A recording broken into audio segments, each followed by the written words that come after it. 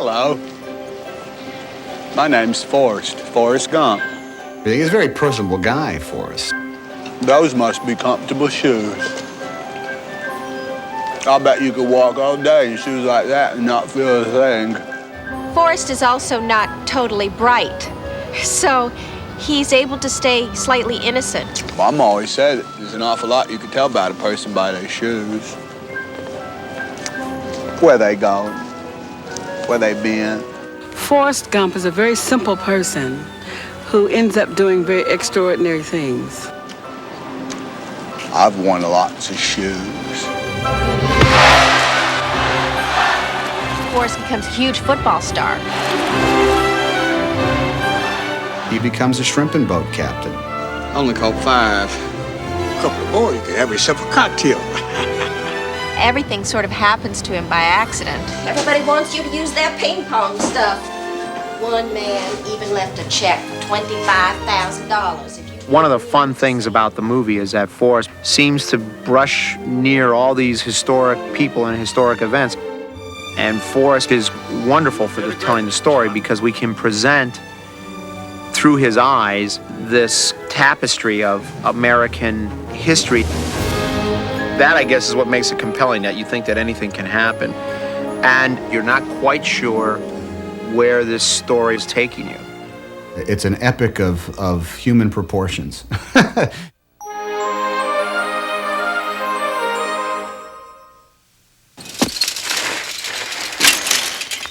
dummy! Are you retarded or just plain stupid? Look, I'm Forrest Gump.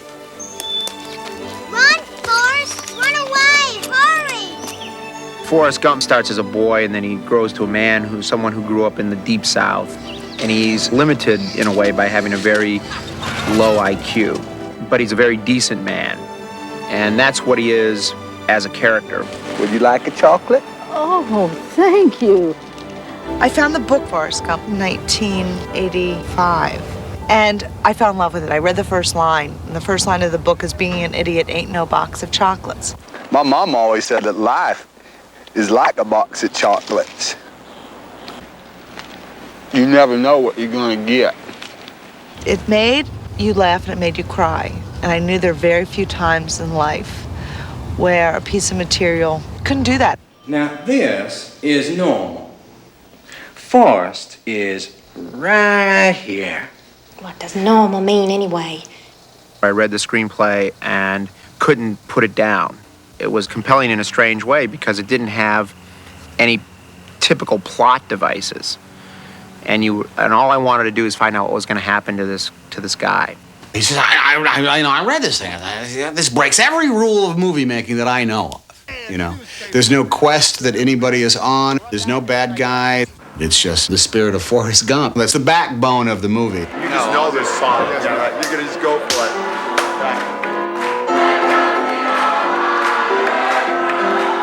I couldn't imagine anyone else who could play the character. Not only is Tom Hanks one of the most incredibly talented actors, but he just brings such an energy and a tone to the movie. Okay. Yeah.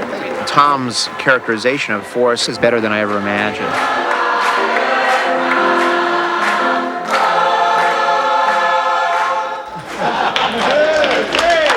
Forrest really only believes in 3 things. He believes in God, and he believes in his mama, and he believes in Jenny. And anything other than that has to be filtered through those 3 things.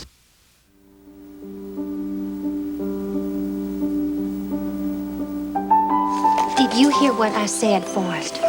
You're the same as everybody else. You are no different. Mama Gump is the support that Forrest feels all of his life. The voice who gave him strength and wisdom and unconditional, full-out love. Mama knew what Forrest was like right from the very beginning, and she was not one to hide him. My boy Forrest is going to get the same opportunities as everyone else. Her word was bond, and her wisdom was golden. And so the fact that he could always turn to his mama for the straight dope played a big role in his growing up. Forrest, I am so proud of you. Sally was always in my mind for the part because I needed someone who was young in the beginning of the movie and who could age.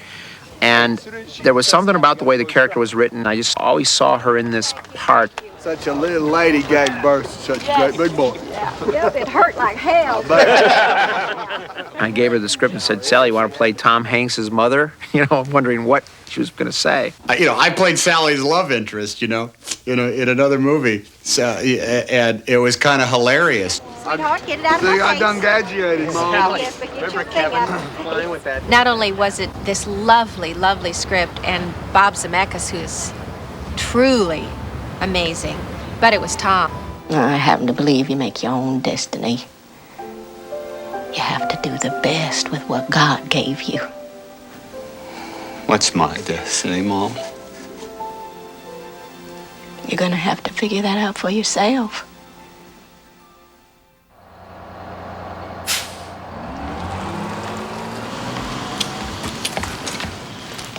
The flight's taken. To cast the role of young Forrest, we knew we'd have to find a unique kid. We found Michael Humphreys in an open casting call, and he's just a kid who grew up in Mississippi who went to an open call, and he jumped off the screen when we saw him because he had a very different type of delivery. We never had the real template for the way Forrest needed to sound, for good or for bad.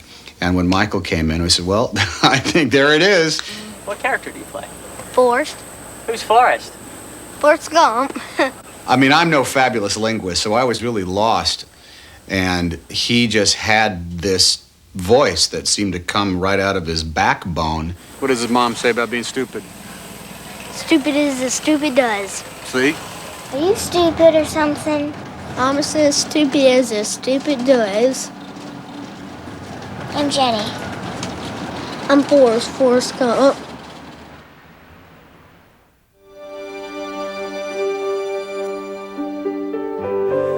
Good little monkey.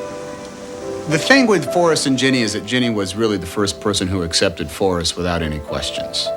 And on top of that, she looked like an angel. Well, I don't really have any friends, and I just like him, I guess. She's one of the only ones that just accepts who he is and doesn't see him as different.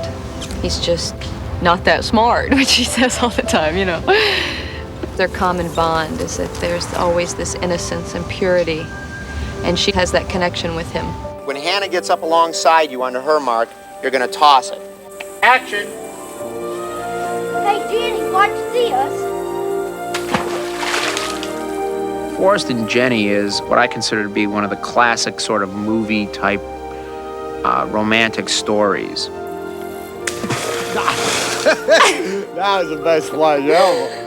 It seems like an impossible relationship in the beginning of the film, and the possibility that the two characters won't get together really fuels the love story. If you leave, who's going to be my friend anymore? I'll always be your friend. It's not a simple pass at the love interest, We got to have a girl in the movie. Who's it going to be and what are they going to do?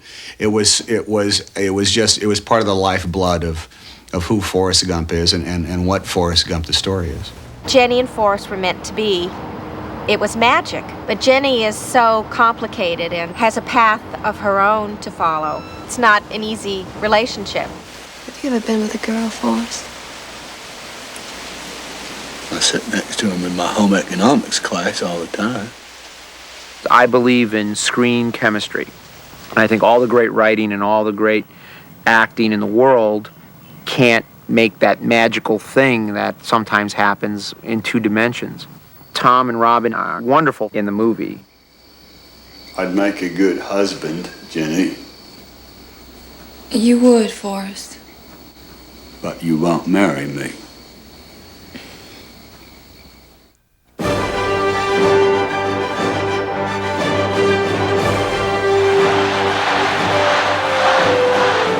College ran by real fast because I played so much football. They even put me on a thing called the All-America team, where you get to meet the President of the United States. One of the fun things about the movie is that Forrest seems to brush near all these historic people and historic events. He meets Elvis Presley. He bumps into George Wallace and John Lennon and Dick Cavett. Abby Hoffman, and he might meet Mao Zedong. We don't know. And he meets 3 presidents. He's meeting John F. Kennedy because he's one of the All-American football team. So he goes to the White House, and they have all this great food there that's for free. And if there's any substance that Forrest loves, it's Dr. Pepper. So he drinks a lot of them. And cut. Now we're on time. Just glug, glug, glug, glug, glug, glug, glug, glug, glug, like that. Cut. B-mark. And action. And cut. Okay. Let's print that one. Let's do one more. Okay. And cut. Okay, try it again, everybody. And cut. Print one more.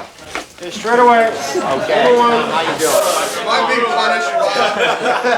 Heads up, Dr. Pepper coming through. Hey, I'll have one. Cut. Good here. Print that one. Congratulations. How does it feel to be an All-American? It's great. Forrest is not nervous. He's not put out. The only thing he knows is that he's got to go pee. Congratulations. How do you feel? I gotta pee. To create a scene with the real JFK, what we had to do is wade through hours and hours of historical footage of JFK to see if, in fact, there was anything that came close to what was in the script. And it just so happened that we found footage of him in the Oval Office meeting with football players. So I need a longer piece on Kennedy for the first guy. Bob's shows are always hard because a lot of Bob's stuff utilizes some very subtle effects he wants to achieve, and that for me is the hardest stuff. Here is some of the original archive footage of John F. Kennedy, and what we have to do is when this woman crosses in front of John F. Kennedy, we've got to get rid of her and put in Tom Hanks. Show Tom how it's going to actually work. That's going to be you, right? You're standing there, and then, nope, you're out of sync, right?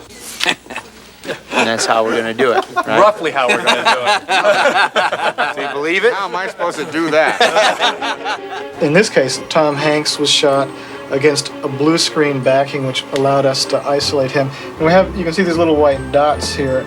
These were the reference markers, so as they come across, they knew where to put their hands, where to put their eye lines, and we'd be looking at that on a monitor and coaching Tom so that he could get the action to match up. And how about you? How do you feel? And pause. Cut. I don't know. It's scaring me. Very good. Here we go. Once It'll again. be fun. Action and pause. And shake, shake, shake, shake, and pause. Cut. That was a very good one. Excellent.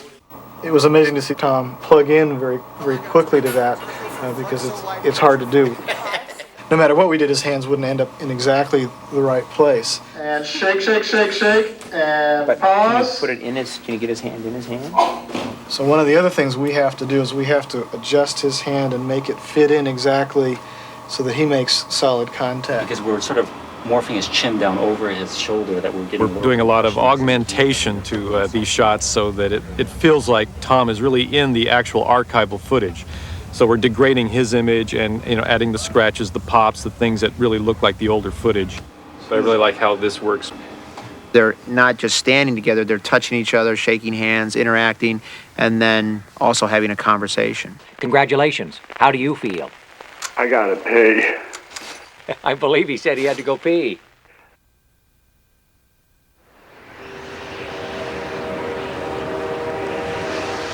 They sending me to Vietnam. Listen, you promised me something, okay? Just, if you're ever in trouble, don't try to be brave. You just run. Okay. The thing that we never ever wanted to do in any of this movie was just do that kind of tabloid pastiche version of history. If we were going to invest in the idea of going to Vietnam, we had to do Vietnam right. I only did Vietnam through Forrest's point of view, so you only saw what he saw.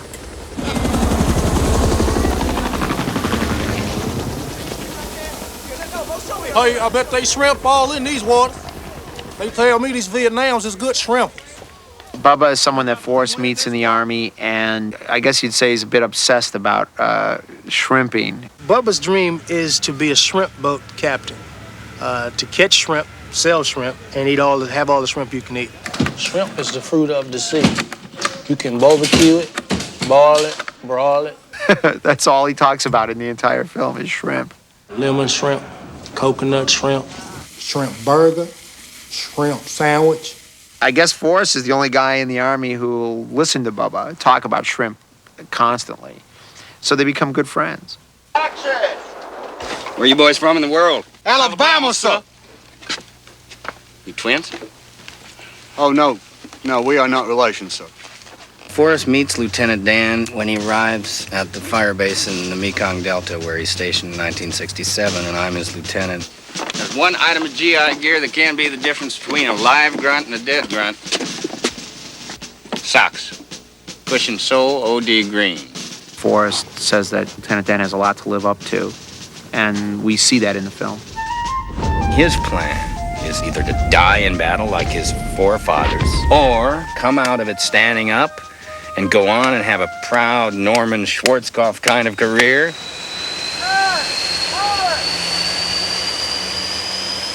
We wanted to capture the reality without playing the same images that we've seen over and over again. And what we don't want to do is make that yet another editorial comment on how bad a place it was or why it just was. Round your strong arm! Be advised, we have incoming from the tree line at Point Blue! Lieutenant Dan had his leg shot up pretty bad, but Forrest pulled him out, and now Lieutenant Dan blames Forrest for messing up his destiny.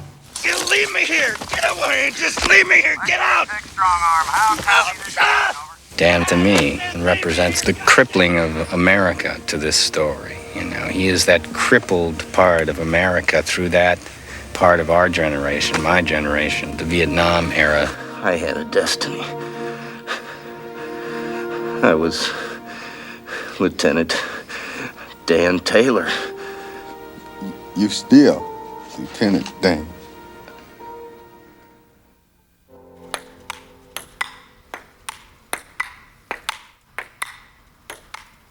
For some reason, ping pong came very natural to me. I was so good that the Army decided that I should be on the All-America ping pong team. We were the first Americans to visit the land of China in like a million years.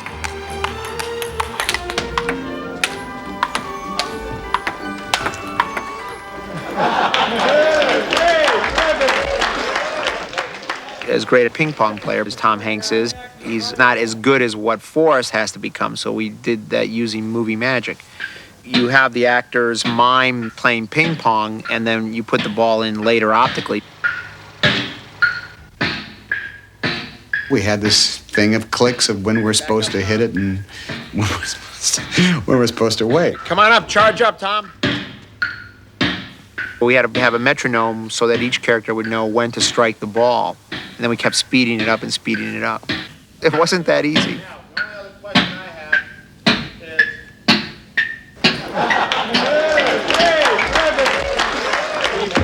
going to see it though, Bob, when you're going to see the ball. Of course, very typically, they hire the greatest ping pong player in the world to be Tom's opponent. Of course, this guy's never played without a ball before. Valentino, he's like a world-class ping pong player, and of course to ask him to pretend to play ping pong is well, the hard. He had such a tough time.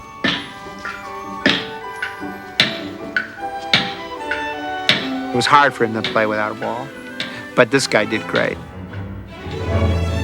I don't know how it works. How do these things work? I don't know. But they have it all figured out, and it's usually a bunch of technicians from ILM saying, yeah, well, okay, let's try this. Our job is to create this ball, which is just a computer-generated image, and animate it within the computer so it matches the timings of their strokes. This was a particularly hard shot because we had an extreme scale change here where the ball is going way off into the distance. So we're trying to study Tom's stroke. Well, he's definitely putting topspin on it, so we've got to, make sure that the ball, has this particular bounce. And it looked like Valentino was returning with slice. So we came up with this final product, and it actually works pretty well. It really looks like they're going whole hog on this.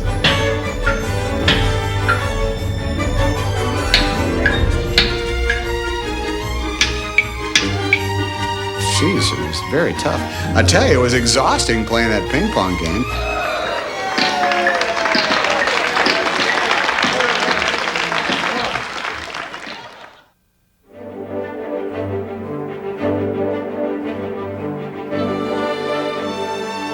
One of the fun things about the movie is that Forrest goes on this adventure and this journey to biolaboratory and goes into the shrimping business. Forrest becomes a shrimping boat captain. Not that he knows much about shrimping. And Lieutenant Dan makes Forrest a promise that if Forrest should ever become a shrimp boat captain, well, he'll help him out. Hey! And cut! That's it, cut! We're gonna do it one more time. There's nothing harder than trying to make a movie anywhere near boats or water, because everything moves and everything's floating and the sun's moving and the wind and the currents and all those things. It's a logistical nightmare, for crying out loud. But it was, it was summertime. It was South Carolina. The water was warm. And it was all the shrimp you could eat. There's a scene where Lieutenant Dan and Forrest are caught out in a shrimp boat in a hurricane, and he climbs to the top of this masthead and challenges God to sink this boat. It's time for a showdown! You and me! Sometimes it's a lot of fun when you bring an actor out when you gotta do a scene like in a hurricane, because it doesn't really read as dramatically as when they step out on the set. Every time I show up at the set, it's like, this is a lot bigger than I thought it was, Bob. Typically, when you do a hurricane scene, it's usually done inside of soundstage, and they build a fake boat. And we did it all on a real boat, on real water, and we did it in one night. We had these giant water mortars and rain, and a giant jet engine to create the wind. He was telling me about it. Oh, it's going great. We got this jet engine. You're looking at a jet-powered Master Blaster, the Master Blaster. It's the one and only, the prototype. Tom, do you know what to do? I'll probably be pretty much into it as soon as you turn on the jet engine. I'll probably... Okay. We're going to be blowing it right in his face. The bad news is that they're using a jet engine. The good news is that I'll be arriving in Atlanta 5 minutes ahead of schedule. And action!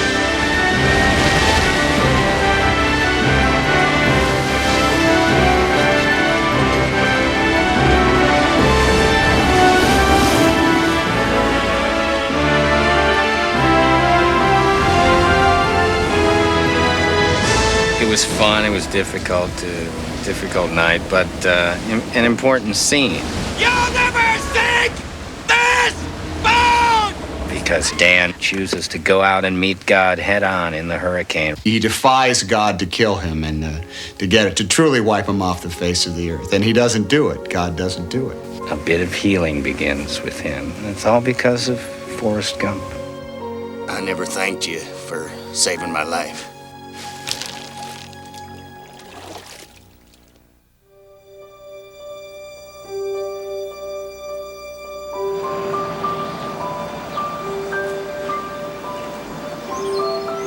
Our destiny is only defined by how we deal with the chance elements to our life. And that's kind of the embodiment of the feather as it comes in, that here is this thing that can land anywhere, and that it lands at your feet. It has theological implications that are really huge. Part of the picture is about fate, about the feather blows in the wind and just touches down here or there. Was it planned, or was it just perchance? Let's go to one. All right, so let's go back to one. We're going to widen out one. We're going to do it again. The feather shot is the longest shot I've ever worked on in a film. I think it's the longest effect shot ever done. And action! There's no real feather in the shot.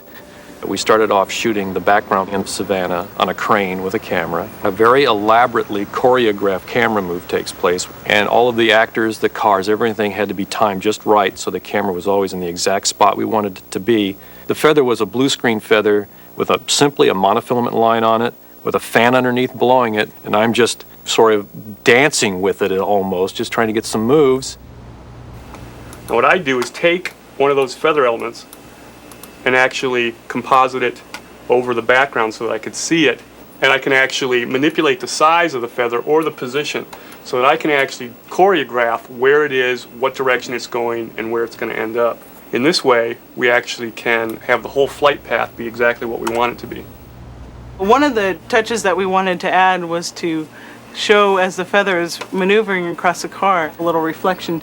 So I tried to get a sense of the reflections that's actually there from the trees and other elements that were in the plate, and make the feather reflection look as similar as possible. As the feather goes across, I take an image of it and sort of transform it so you can kind of see it in there just barely as it moves along over the top of the car.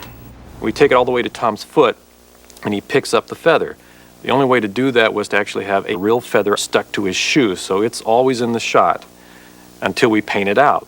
Painting that feather out was the most complicated part of that shot.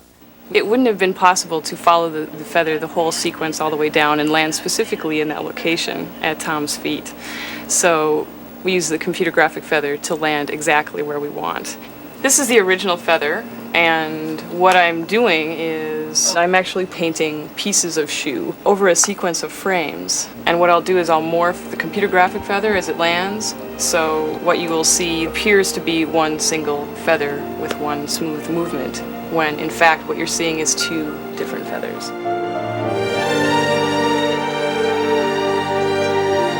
It's a complicated thing. The feather really represents what the whole movie's about. It's like an abstract painting. You know, it can mean so many things to so many different people. It means destiny is a crapshoot. Was it supposed to happen like that? Or did it just happen like that because that's the way the feather blew?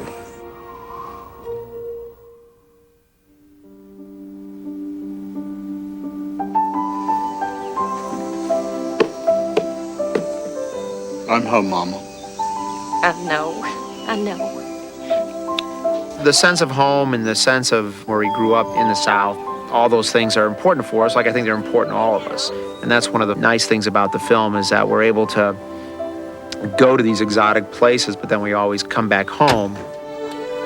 I think that's what it's about, the roots that we keep coming home to, our first loves, our first knowledge of the world. It's who he is, and he will never leave that, because he's never looking to be somebody else. It's a simple story that's really rooted in the relationships of the people. Forrest and his mother, Forrest and Jenny, Forrest and Lieutenant Dan and Bubba. I think that's really kind of the glue that holds things together. I believe that Forrest ultimately is an example of life is there to be had for the taking. It's just a matter of reaching out and grabbing it. Just as he says, well, stupid is as stupid does, is, you know, well, destiny is as destiny does, you know. There's only one thing you can do, and you won't know it till you got to do it. Don't ever let anybody tell you they're better than you, Forrest.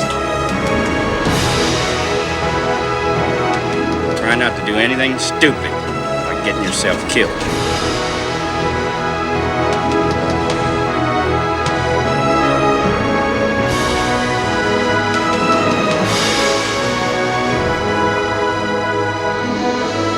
A smart man, but I know what love is. My mom always said life was like a box of chocolates. You never know what you're gonna get.